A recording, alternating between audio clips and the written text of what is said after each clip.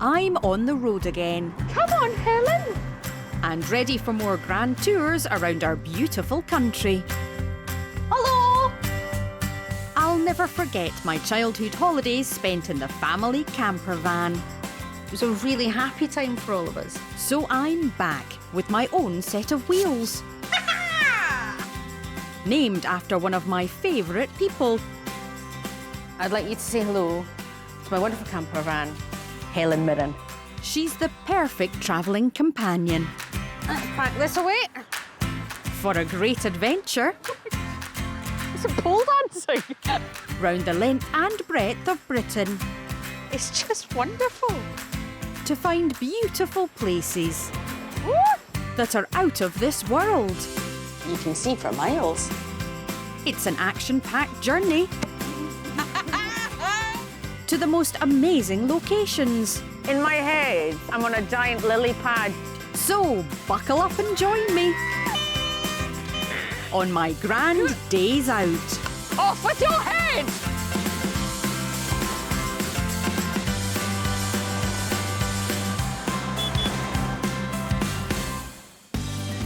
This time, I'm in Herriot country, nestled in England's biggest county, Yorkshire.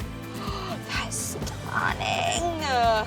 Along the way, I'll be driving some large vehicles. Trying on some hefty hats. I think there's a small problem. Sharing some big moments. I'm in Yorkshire, I can't cry, for goodness sakes. And following in some huge footsteps. Give me some tips then on how to pose like a calendar girl.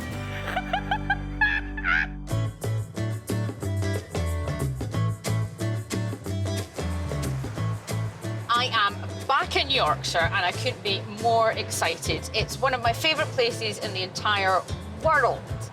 I am quite giddy. Herriot country is named after author and vet James Herriot. And this landscape always takes me back to my childhood when All Creatures Great and Small, the drama based on the books, was mandatory viewing on a Sunday night.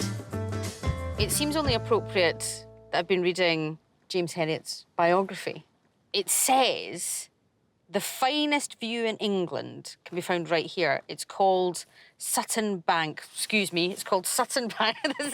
You always know you're getting older when you have to do that. It's called Sutton Bank. And it's just, I think, over there.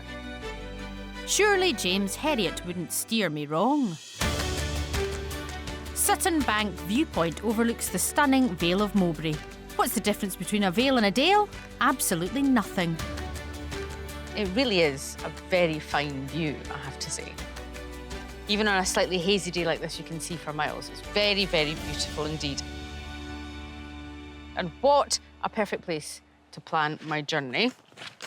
So, got my map. My first stop has to be Thirsk, where James Herriot lived and worked. Then I think I'll follow the River Swale through the gorgeous Yorkshire Dales, where eventually I'm hoping to end up at the picture postcard village of Linton in Craven. I'd like to tell you where I am, but I can't. But I know where I'm going from here. It's not surprising, really, that Yorkshire is associated with vets. Clearly, they love nature here, if their landscape is anything to go by.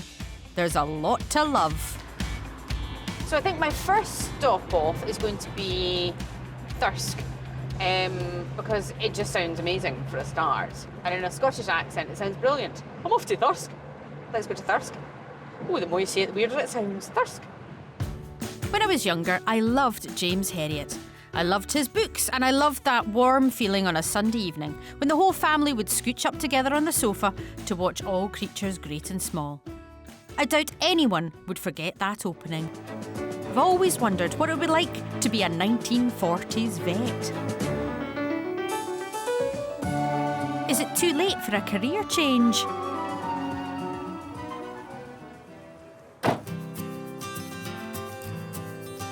What's fantastic about Thirsk is that you can visit the actual home where James Herriot lived and worked as a vet.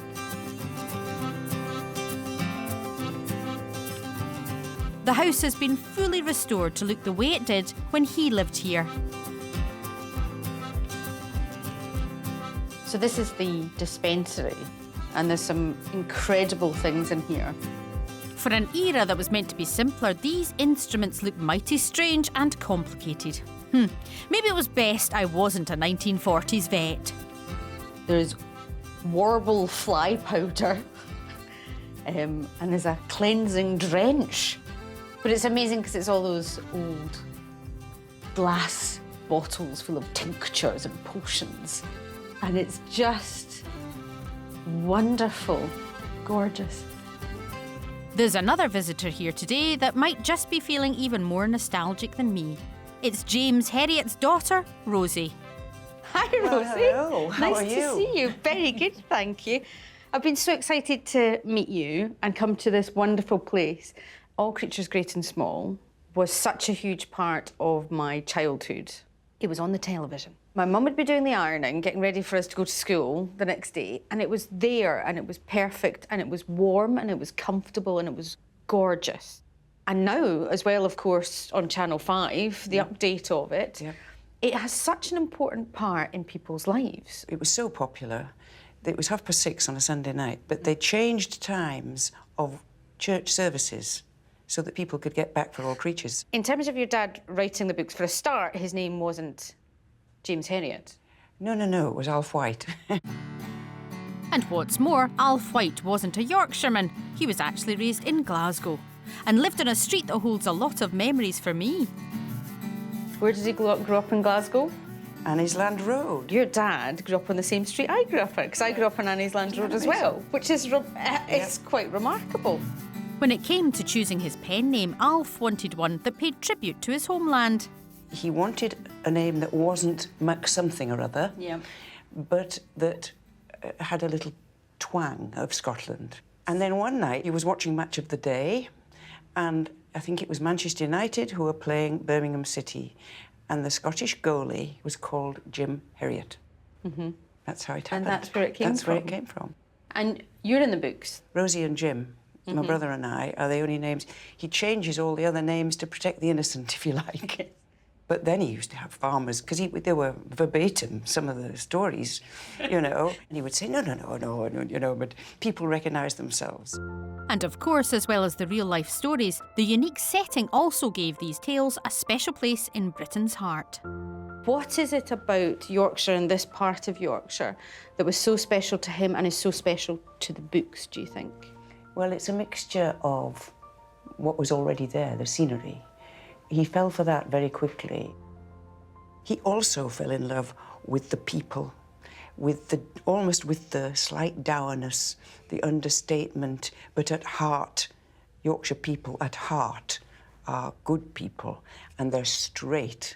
I think that's why I love Yorkshire, though. It's why I love Yorkshire. All of Yorkshire. I find it quite emotional, actually, because it's such a big part of my childhood. Yeah. To be here. Yeah. Mine too.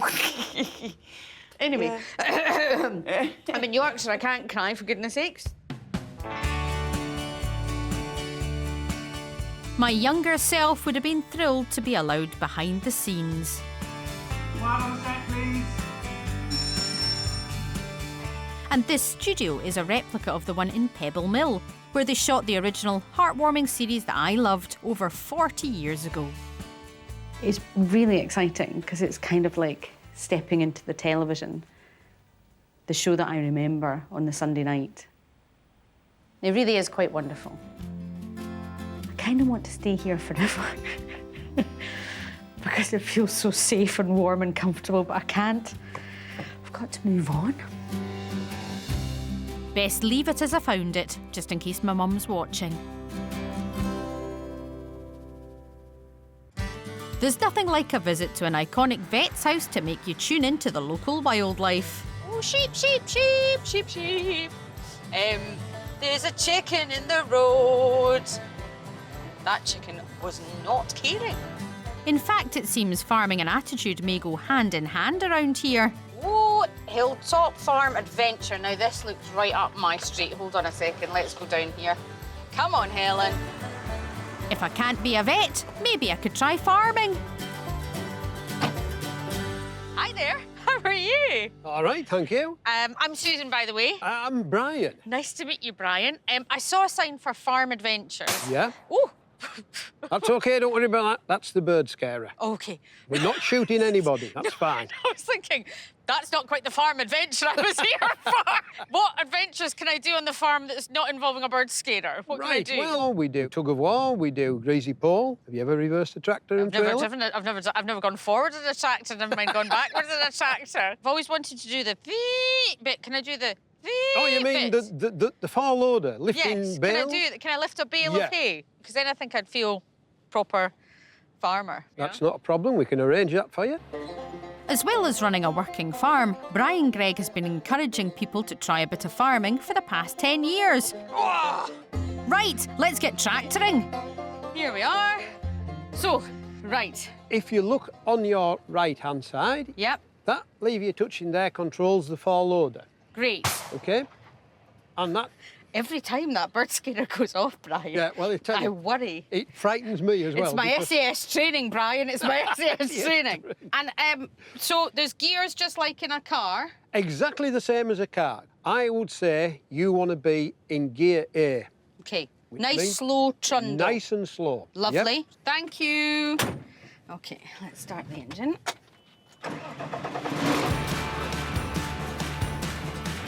It's quite intimidating, this, because it's a very, very big vehicle. And it doesn't help that I've got an audience. Put it into gear.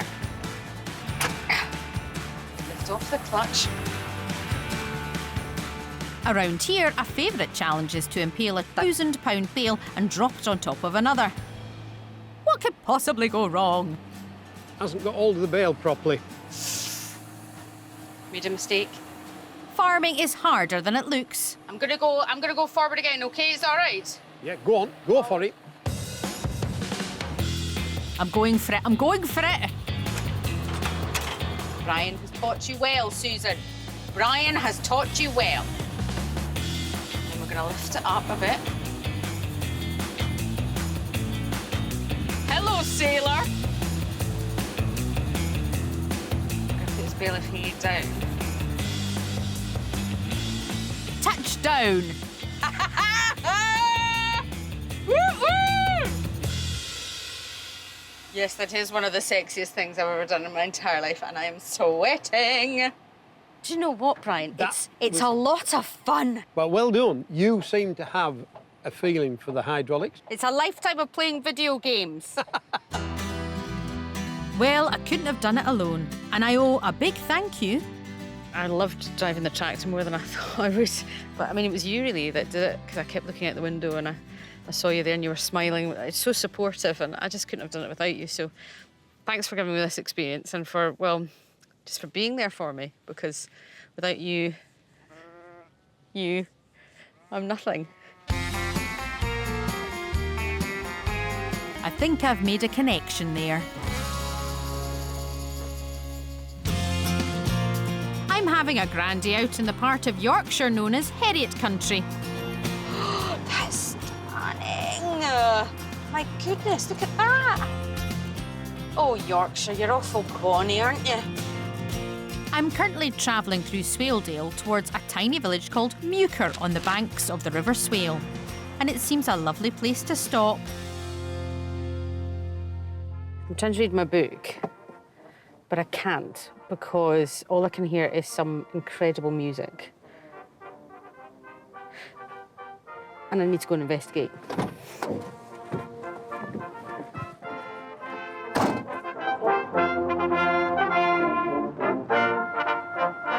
Muir's band are performing outside the village pub and they're drawing a bit of a crowd.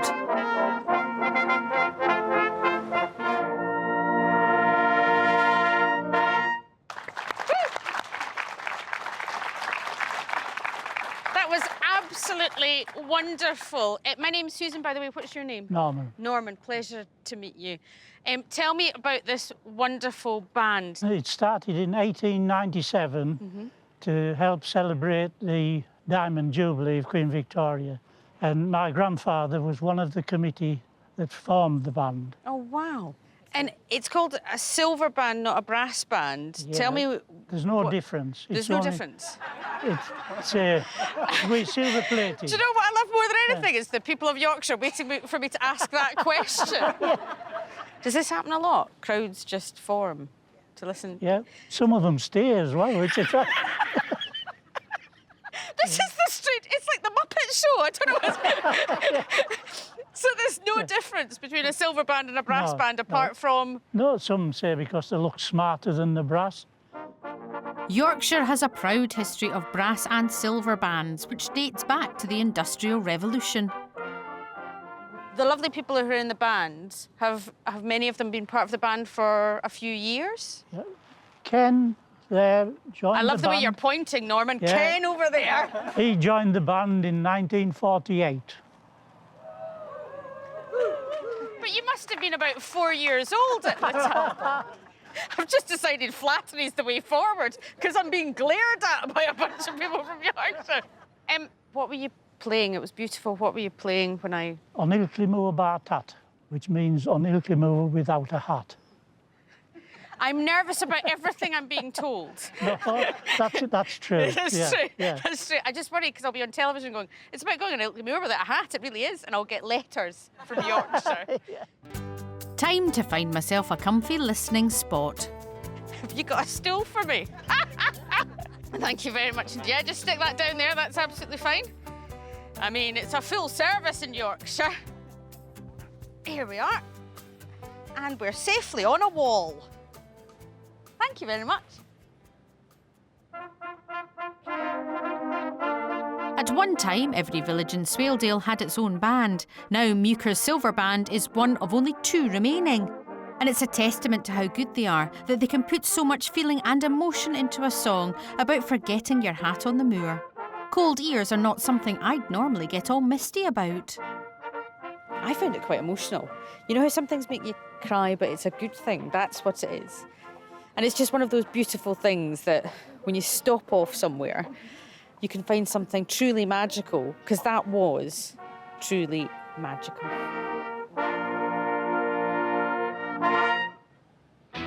I'm leaving the River Swale behind now and driving through the breathtaking Yorkshire Dales National Park to the market town of Settle. It's a happy drive, and when I'm happy, only one band will do. If you change your mind, I'm the first in line. Baby, I'm still free.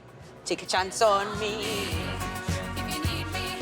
Settle has been voted one of the best places to live in the UK, and I want to know why. Beautiful place, this. And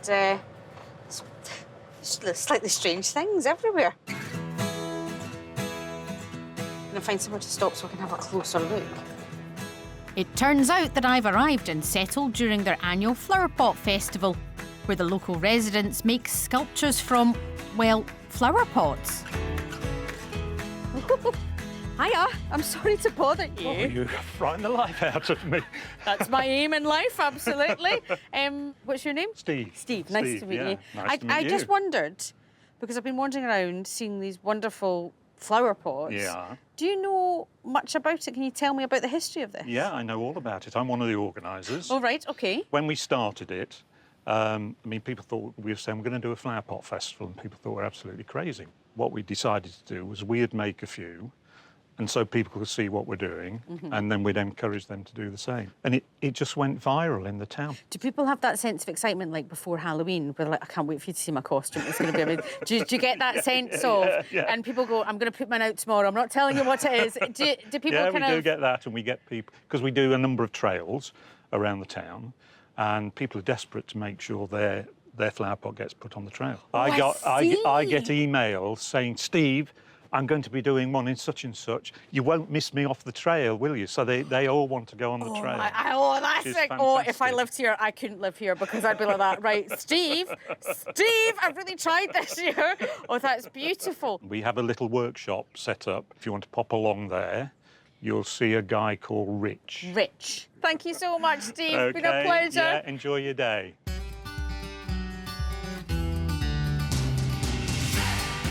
Taking a walk through this village is a bizarre treat in itself. Ah, Harry Potter. Oh, I see what they've done there. And I like it. Hi there. Are you Rich? Hello. I am. Nice to meet you. Good to meet you I've come to paint some flower pots. Fantastic. It's good to see you. Put an apron on. That's the apprentice apron. It protects your clothes. Oh, I've been made an apprentice already. We're painting a cat, a mummy cat there, that's already finished, but we're painting a kitten who'll be sitting and looking at the mummy cat. I mean, that is adorable for a start. This quirky little festival has been running since 2014 and has become hugely popular with tourists from all over the world. You could say that visitors were potty about the festival. Well, I'm saying it anyway. Do you use the same ones or do you make new ones every single year? Well, we make some new ones every year, but the existing ones tend to go into storage and then come out each year. Is there any idea of how many there are? Well, there's more than 200.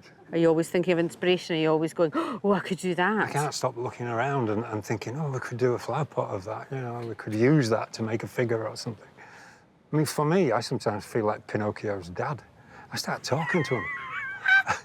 You get to know him, you know, and love him, I suppose.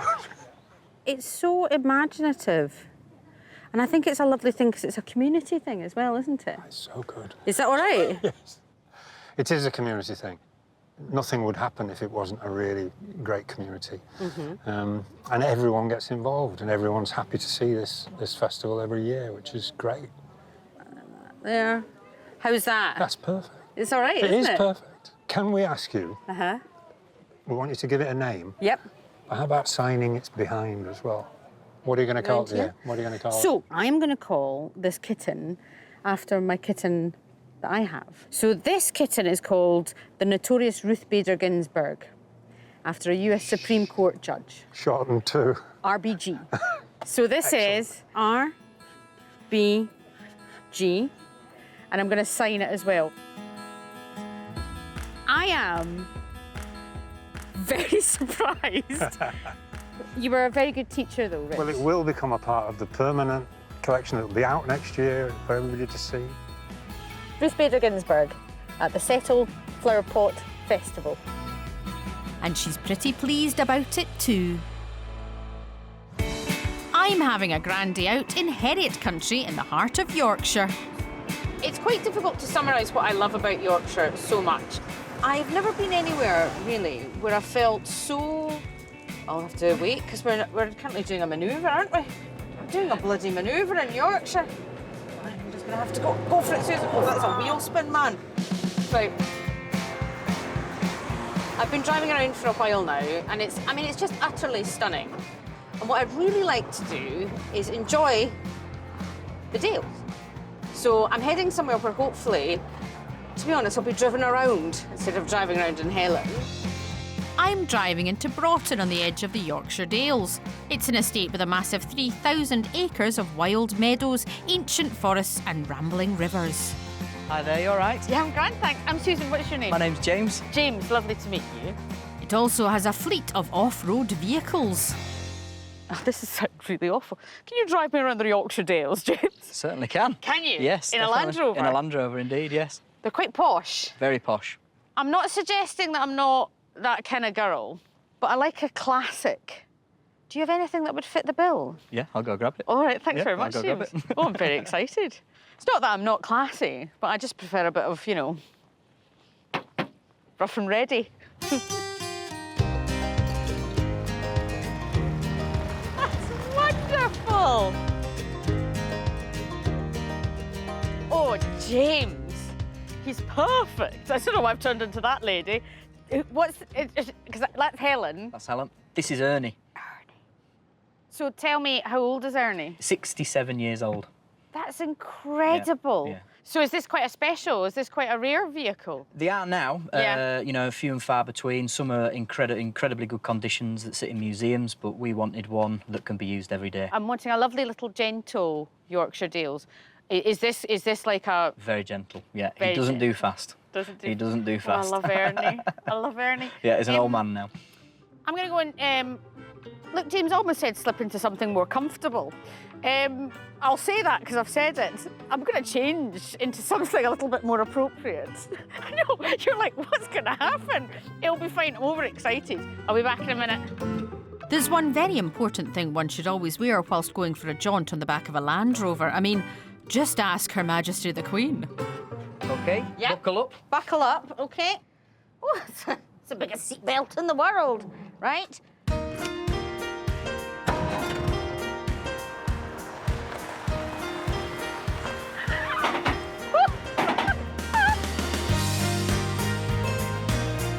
It's what I've always said, though, about these classic vehicles.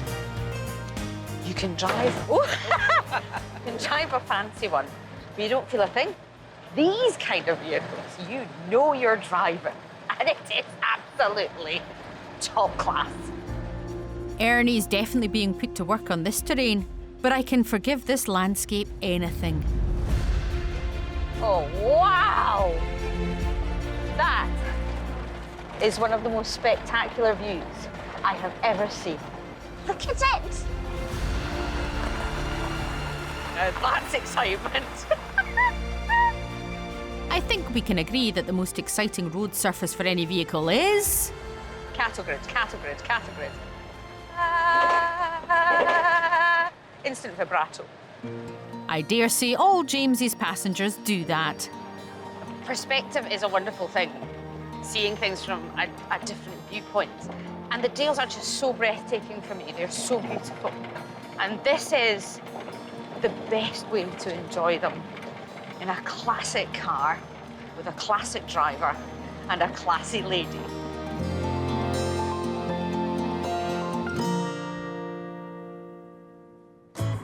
With that windswept feeling and a skip in my step, it's time to say goodbye to the lovely Ernie.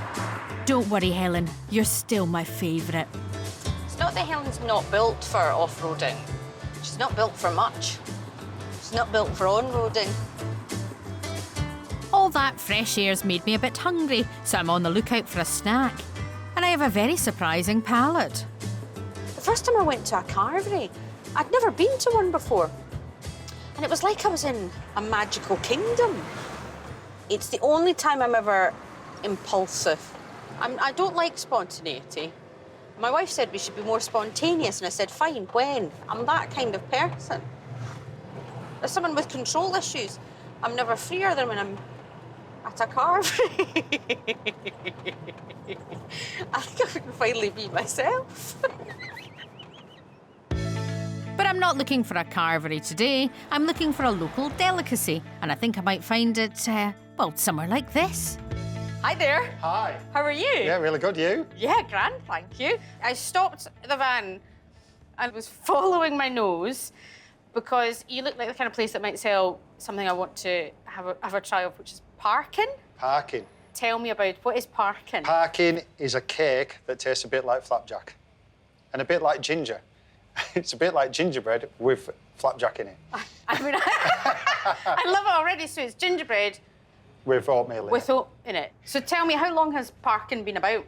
Early part of 1700s, when a lady called Anne Whitaker got done for stealing oatmeal to make her ginger parkin. The court found her guilty for stealing it. But yeah, that's how it became famous, really. From a court case? Yeah. Because she must have been desperate for some parkin. Thanks to the bracing Yorkshire climate, oats have been grown here for around 2,000 years, giving rise to a number of oatmeal-based recipes such as parkin. What are the ingredients for your parkin? Butter, flour, treacle, syrup, all the yummy bits, and also you put oatmeal in it, and then soft dark brown sugar. Some people use demerara, but we do it so it gives a darker texture and a bit more. A bit more. Everyone likes a bit of. So can I try a wee bit? Yeah, go for it. Okay. This is fresh. Now, traditionally, we make it a week in advance, and we leave it to mature a little bit. It's really lovely. Do you like that? I do like that. And it's got a bit of a about it. Do you get it? Yeah. As long as you get the we're all right. Yeah.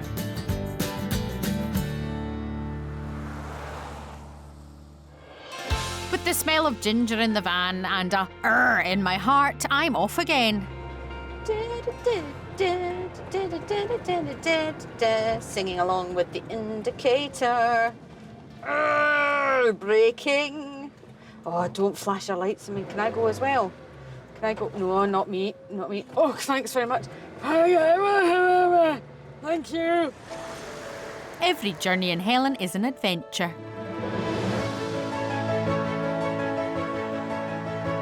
So I've just had to stop the van because this place is beautiful. It's Ripley, and it's just one of those places you just have to have a look around. And my goodness, it is gorgeous. And what I have spotted is there's a castle over there. So I'm going to investigate because I cannot come anywhere if there's a castle and not have a look. So I'm going to go having a wee explore now. Ripley Castle sits only 20 miles northwest of Marston Moor, where Oliver Cromwell's Roundheads inflicted a landmark defeat on King Charles I's Cavaliers during the English Civil War. Hello. Hi. I don't mean to interrupt. I apologise. I've come to see the castle. Do you work here? Sort of. Sort of. Right. We're actually the owners. I mean, it's an etiquette mistake, obviously. Would it be OK to maybe get a wee private tour of the We'd castle? love to show you round. Yes? Yeah. He knows the real history. I'll make the rest up. Oh, well, that's exactly what I want. Hers is far more entertaining. Oh, this is going to be great. I'll follow you. This is wonderful. Thank you. I'm very sorry. They own the castle. I'm very sorry. My tour guides today are Lady Emma and Sir Thomas Ingleby, whose family have lived on this site for 28 generations, going back to the 14th century. They've never moved house. Unsurprisingly, they've gathered quite a few bits and bobs over the years. This is an absolutely outstanding room. Very much like my dining room. Many of the castle's treasures date back to the Civil War itself. This would be the best ever episode of Cash in the Attic. What's in front of us for a start? It's actually a collection of armoury and guns, including a Royal Greenwich set of armour. Looks like it's got quite a big head. We could try this out, you know. Give it to We've all, I mean, there's many a man's had this. Take the sides Take off. the sides off. That's probably the best. Should I try that one? This is a spin-off show called Susan Tries On Helmets. So this is a Cromwellian... Roundhead's helmet. Known as a lob. Excellent! Oh! I think you've got Ascot covered next year. I think there's a small problem. Have I got a tiny head? They were called roundheads. They must have had big round heads. They would wear a little one and a skull cap on top to cushion I see. I was the top of the thinking. head. One of the reasons why all of this is here, you've never at any point cleared the house out. Would that be right? No, that's exactly how this was found. I mean, we found this armour as children. There was a huge wall cupboard unit, and there were all this stuff on top of it. And when we got up to the top, we found all this armour. Sounds like the best kids' treasure hunt ever. And it was more than just helmets. I can honestly say this is one of the best things I've ever done in my entire life. This is extraordinary. And do you know why it's extraordinary? It's because you found this in a cupboard. Yes. You found these in a cupboard. On top of the cupboard. The only thing you'd find on top of my cupboard is cat hair. The Inglebys may have been on the royalist side in the Civil War, but that didn't stop them getting a visit from a certain Oliver Cromwell. Sir William Ingleby had a sister called Jane, and it's alleged that William went to fight in the Battle of Marston Moor, and when they lost, they came back here. Cromwell arrived, and she had 2 pistols, and she would not allow him entry, and she held him at gunpoint in the library at the bottom of this tower. What an incredible story. Trooper Jane. Trooper Jane? That's what she was known as. She sounds amazing. We do, in fact, have a portrait of Cromwell, but it's always on the darkest wall. That is literally shade, isn't it? That's literally shoved him in the shade, just in case. We better not destroy him completely. No. The library that Trooper Jane held Cromwell captive in, it's still here? It's the lower room of this tower. Would it be OK if I went and had a look before I try on any other armour? Yeah, I think it's a search. I think it's a full-body search. I just feel that something's going to go. Before I go? No, not at all. Yes. Right, let's go to the library. It's lovely to hear that Yorkshire spirit was alive and well back in the 17th century. So, this is Cromwell on the shadiest wall, I was told. And this is Jane holding Cromwell captive, and it's over there.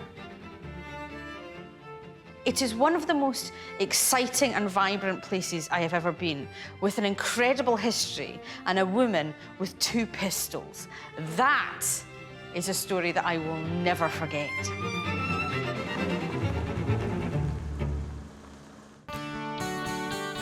I've left the castle with a spring in my step and a song in my heart.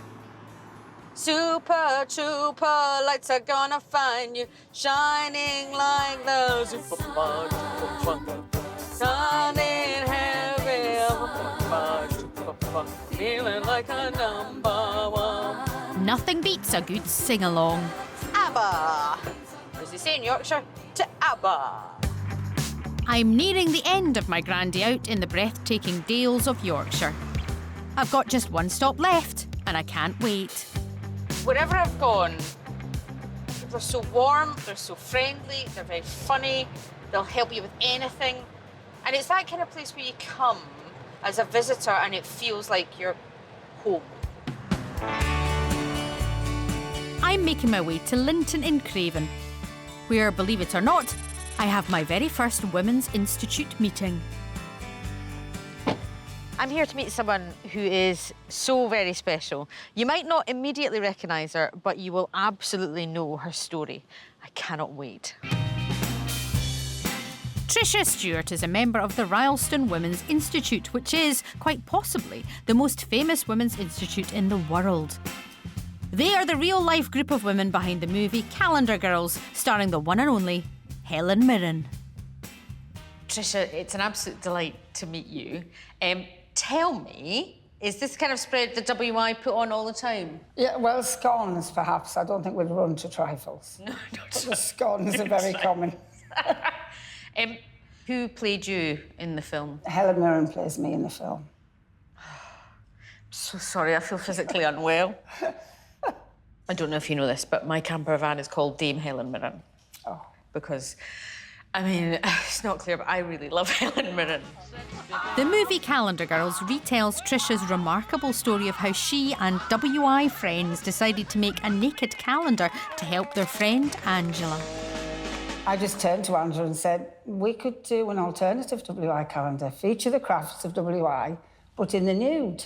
And she said, as if. And it was a joke until her husband was diagnosed with non-Hodgkin's lymphoma. We told him about it. He thought it was very funny, but he said we were all talking, we'd never do it. But sadly, he died after 5 months.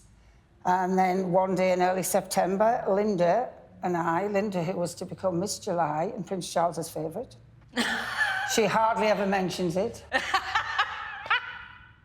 And she just said, are we going to get on and do this calendar? Because even if we don't sell any, it's something for Angela to do all winter. And do it they did.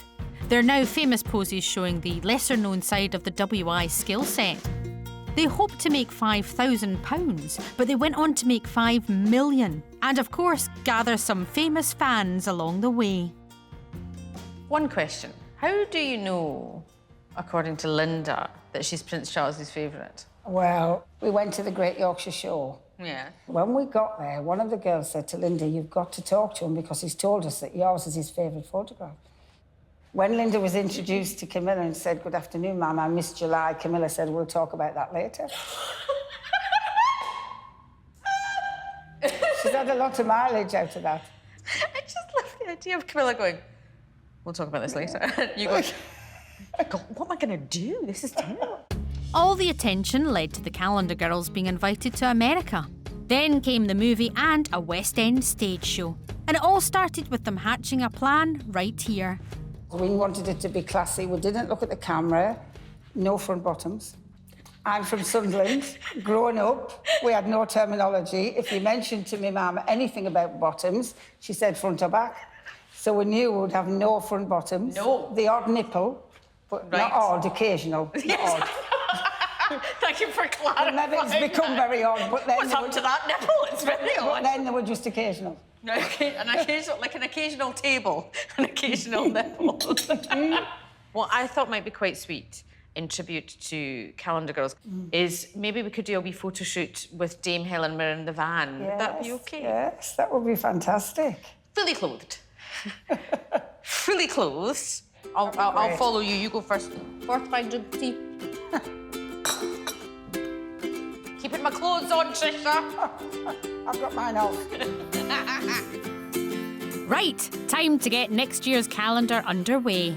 So, Trisha, this is Dame Helen Mirren. What do you think? I think she's wonderful. Now, I thought we could take a few snaps. Give me some tips then on how to pose like a calendar girl. You said you don't look at the camera, right? No, don't look at the camera, just kind of classical.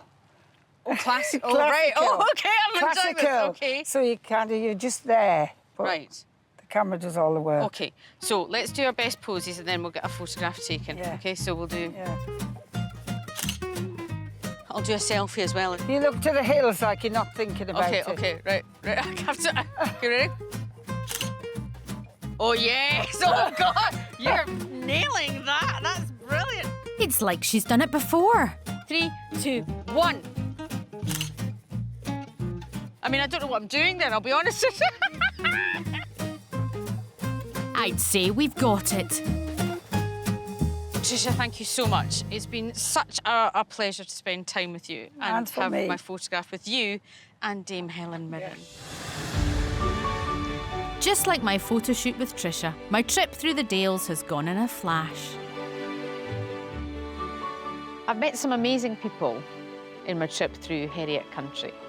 And I've just loved chatting to all of them, but something that really stuck with me, when the lovely James was driving me through the Yorkshire Dales in that beautiful vintage Land Rover. Honestly, the vista was opening up, the sun was shining, it was incredible. And he said, that's the thing about Yorkshire, it's just not offensive. To me, that just sums up the place and the people. Always understated, never showy, but always breathtaking.